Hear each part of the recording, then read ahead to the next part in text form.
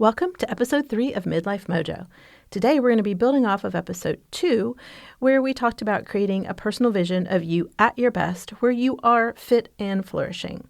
If you missed episode 2, I'll put a link to it in the show notes and make sure to check it out because it really goes through 4 key steps to help you create your vision. It also includes a free worksheet that will help you get to that big picture vision easily, help you paint it out with clarity and in living color quickly and easily.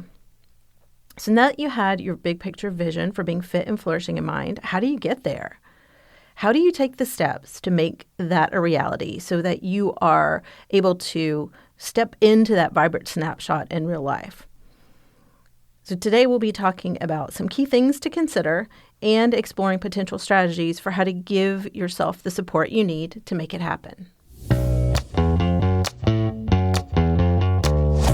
Welcome to Midlife Mojo, the podcast all about how to be fit and flourish in your 50s, with me, your host with over 25 years of experience in the health, fitness, and wellness industry, Lisa DuPree.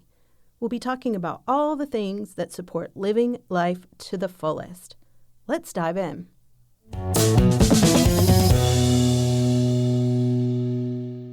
So what does self-care mean for you? When you hear the words self-care, what comes up for you? So I like to think of self-care and approach it as the things and the activities that you do to either improve or maintain your health and improve your well-being, and things that you are doing, meaningful steps that you're taking that allow you to be the best version of yourself, in midlife and beyond.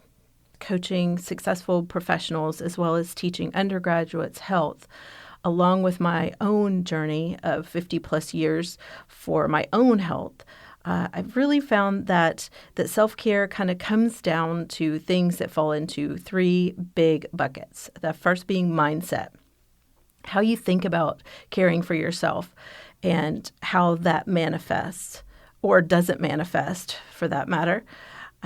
Prioritizing is the second, and that's really about managing time and conflicting responsibilities because we all wear many different hats and we have a lot of responsibilities and roles that we are trying to balance. And then the third thing is really taking meaningful action that's aligned with your values, what is most important to you. Being someone that really is in the Gen X generation, or the just suck it up generation. We really have to be mindful of kind of our thoughts around taking care of ourselves before we take care of others. Because, we really were just taught to work hard and not complain. We had to figure things out for ourselves. Like we didn't have the internet and cell phones and social media and Starbucks, which, for whatever it is, we learned to be super resourceful. We have a lot of grit as a generation.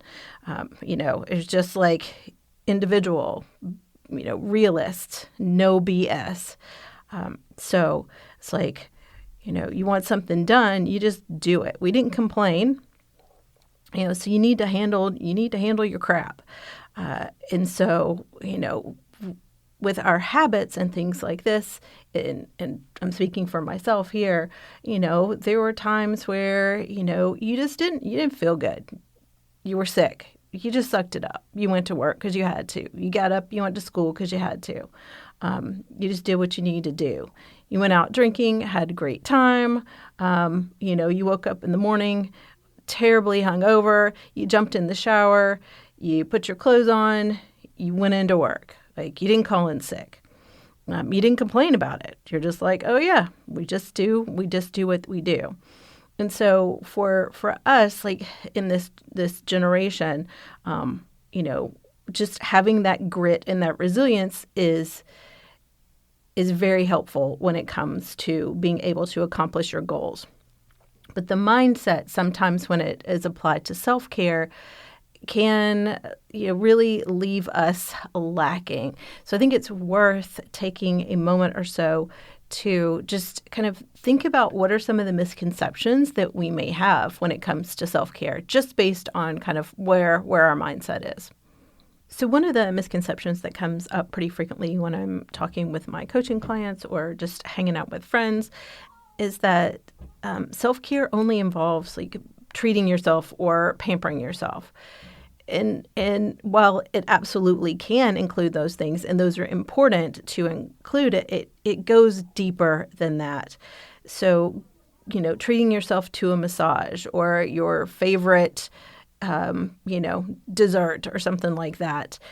Those things are important to build in, but self-care really is about more than that. Another one that comes up is that self-care is selfish. It's about thinking about my own needs, putting my own needs ahead of others. And so when you have this mindset, especially if you tend to be a people pleaser, then you're always going to be doing for others. And what ends up happening is that, your proverbial bucket it just keeps getting depleted. So what you are able to give to others and how you're able to show up with others, it's affected, and it can be affected very negatively. So you want to think about, how can I do things that are going to be, give me the energy, give me the ability to meet others' needs, but also meet my needs. So things that you need to do to kind of fill up your bucket, so to speak. Another thing is that self-care is a list of behaviors, like it's things you put on your to-do list. Really, it's not just about a list of things to do. It can encompass much more than that. So outwardly, the behaviors are what you're seeing, but self-care is as much about your mindset and your thinking as it is your behaviors. And what constitutes self-care for each person depends on that person, and it depends on the situation. So some things that work for one person might not work for another person. Some people might be perfectly happy with being able to go and get a massage once a week, or being able to sit down and read for a couple hours by themselves. And then sometimes maybe solitary activities aren't what's needed at all. It's really about kind of, how do I create this connection? How do I have these meaningful conversations? What do I do within my social group and within my social health that help really, again, fill that bucket up. So if you approach self-care really as a way of living, not a to-do list or things to check off, not discrete behaviors, but literally as a way of living that incorporates kind of how you think about taking care of yourself with kindness and compassion, as well as kind of what those behaviors look like, you want to be building in things that maintain personal balance, that replenish your motivation, and help you grow as a person. And this can really be much easier when it connects to your values and your overall kind of vision for what it looks like for you to be flourishing. So this brings us to our second item that we're exploring today, and that is prioritizing. Managing your time and managing conflicting responsibilities so that you are able to create that space for self-care. Many of us are in a sandwich generation. We have a lot of responsibilities and wear many hats. So if you have kids, they need you. They're going to depend on you for support in many different ways. And, you may be in a position for beginning to have more involvement with aging parents or even caring for them. Then you have your professional responsibilities. That includes like these looming deadlines, expectation of team members and colleagues, trying to meet those on a regular basis and stay, at a high level of performance. And then you've got your personal relationships, being there for your significant other, for your friends, or for your extended family. I mean, there's a lot going on there. All these responsibilities, all these different hats, all these things competing for our time and our attention and our energy, taking care of yourself and really doing the things that are nurturing you and rejuvenating you so that, you have your bucket full to the brim so that you're able to give what is needed for all of these things that are important in our lives, is really important. At the same time, taking time for yourself sometimes can seem a little bit selfish. Oh, and even if you have said okay, I'm going to be taking this time and setting it aside for myself to do whatever it is you've decided is going to help rejuvenate you, holding to those boundaries can really result in internalizing some guilt or shame.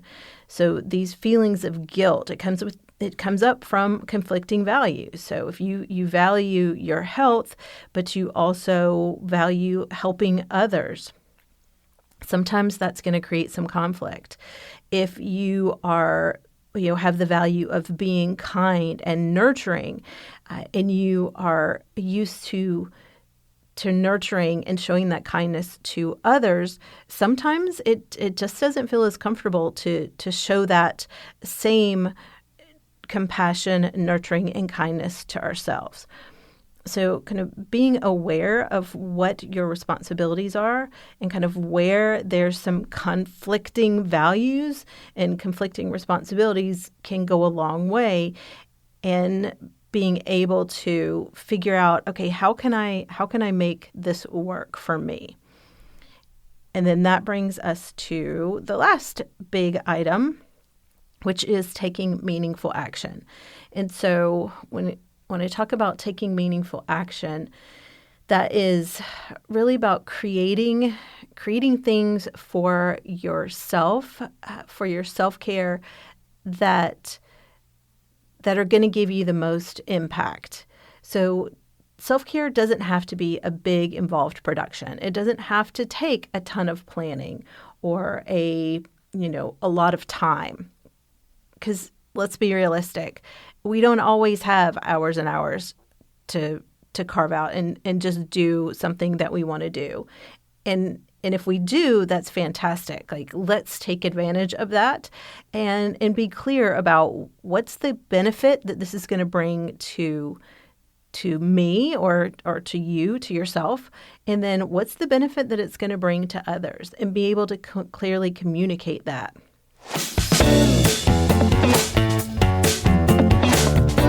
I want to invite you to consider a few concrete strategies that can help when you are devising your self-care plan or kind of what steps that you want to take next. So the first thing to consider is, if you want things to be different, then you've got to be willing to do things differently. So we tend to get really ingrained in our habits. And on some level, these habits are working for us. But thinking about kind of your big picture, that vision for you where you are optimally fit and flourishing, you are at your best self, you are successful, you are happy, you are thriving. What's the gap? Where are you now versus where does that picture come in? Where do you want to be? And so, if the simple truth is that, if you want to get there and there's a gap, then you've got to be doing something. You need to be doing something differently. And so thinking about how can you experiment, giving yourself permission to experiment with different things. Maybe go against the grain of what you've been doing for a while and try to find some things that really work for you and your body. You want to look at these experiences as feedback as well. So you want to be able to try something new, cultivate that curiosity, cultivate that sense of adventure in trying some new things. Another strategy to consider is doing the things that really make your heart sing. This may seem like a no-brainer, but you really want to be doing things that make you happy because that's really one of the highest forms of self-care. So if you think about kind of, contrasting trying new things, I go back and think of a time when you were really, really, truly happy, when you were really energized, you were super engaged in performing at a really high level. What really felt possible when you were in that space of joy? So thinking about kind of what are those activities that you might want to try revisiting. So thinking about those. And if you can't remember, what really would make you happy, what really energizes you, then it's really time to, kind of have an infusion of fun and something that is going to make your heart sing. So some things like this, things that made you happy when you were younger. Things that come to mind for me when I thought through this and I tried to start practicing it was dancing. I started dancing when I was like 4, I think, and I've danced in some form or fashion most of my life. But over the past couple of years with like job responsibilities, a lot of personal life changes, some of the things that had to do with the pandemic, I really kind of was very narrowed in what I was doing. And I just felt off. And I realized like dancing is something that brings me joy.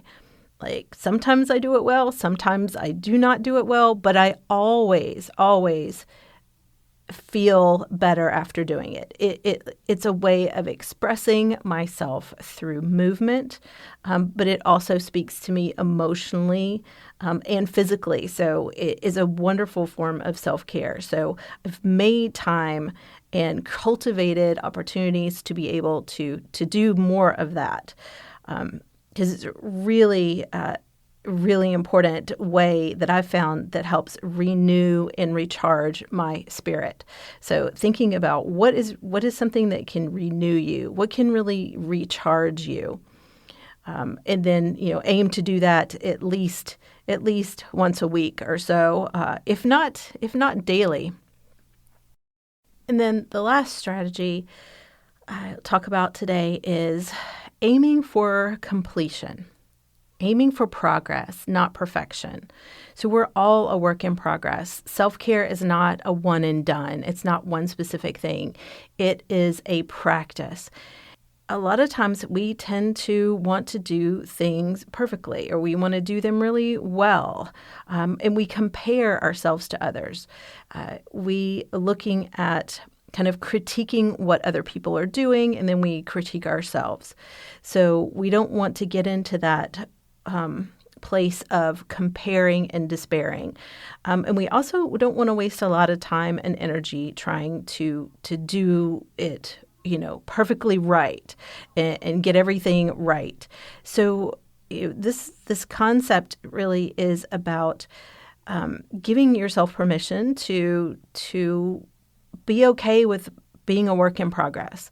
Being okay with just doing something and not necessarily having it be perfect or, whatever the ideal is for what you had in mind. So this is all something that's going to set the foundation and get you progressing toward accomplishing your vision. So, if you've planned to have a 60-minute workout, but things happen and you only have 45 minutes, still hold yourself accountable for that. Still realize that there's value in doing what you can with the time you have.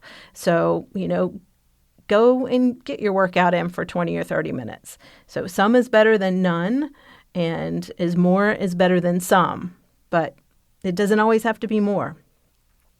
Thinking about, if part of what energizes you is connecting with your friends or your family, and, your house isn't perfectly clean and, looks like, a show house or something like that, see what you can do about letting go of that perfectionist tendency and go ahead and invite the people you care about over anyway.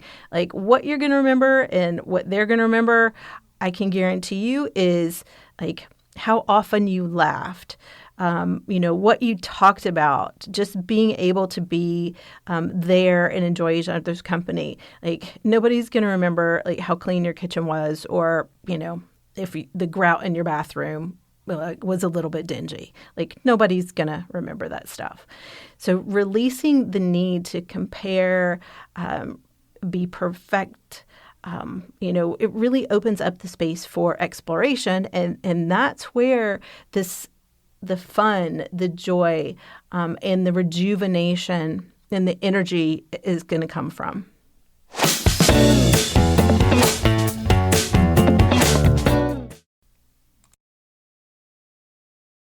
All right, so we have talked about today a lot of things. So being effective with self-care, the three big things to consider is mindset, like how you're going to prioritize that and manage your responsibility, and then taking meaningful action. We also talked about some strategies, having to be willing to look at things differently, do things slightly differently, experiment, giving yourself permission to find out what works for you and your body, and being able to learn from that. And then really being able to do the things that make your heart sing, that really are going to put you in that space of joy, and trying to do those things often, getting those in your schedule. And then the last thing is aiming for completion and progress, not perfection. So don't let that hold you back. Go ahead and do those things that are going to create that connection for you, that are going to align with your values, that are going to help you physically, mentally, emotionally, and to take steps toward your overall vision. Some things to consider as we are wrapping up is that I'm going to go on a limb and guess that you're already doing some things well when it comes to self-care. So thinking about kind of what we've already covered, kind of what are some things that you are already doing well when it comes to your self-care. Take some time, think that through. Go ahead and give yourselves kudos and a pat on the back for already doing some of these things well. And then maybe come up with a couple of things that when it comes to this practice of self-care, what do you really want to be doing better? And so adding that to the list. What are you doing well? What are a couple of things that you really want to be doing better?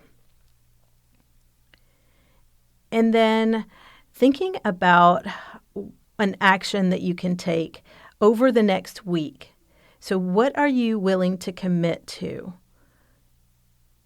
What are you willing to take action on that is going to help improve your overall self-care in the next week?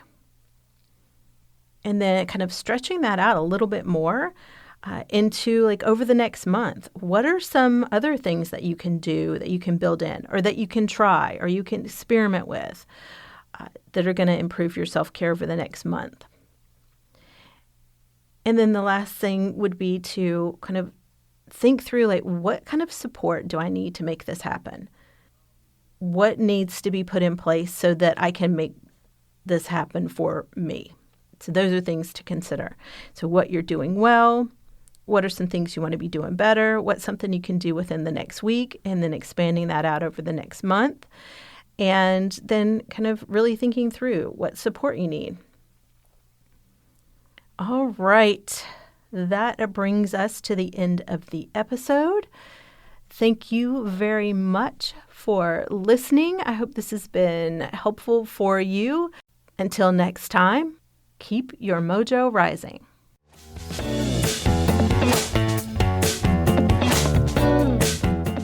If this episode has been helpful to you, I'd love to hear from you. If there's a topic you'd like to hear more about, send it my way. Email me at lisa@lisadupreecoaching.com or connect with me on Instagram at Lisa DuPree Coaching. Thank you for listening. Bye for now.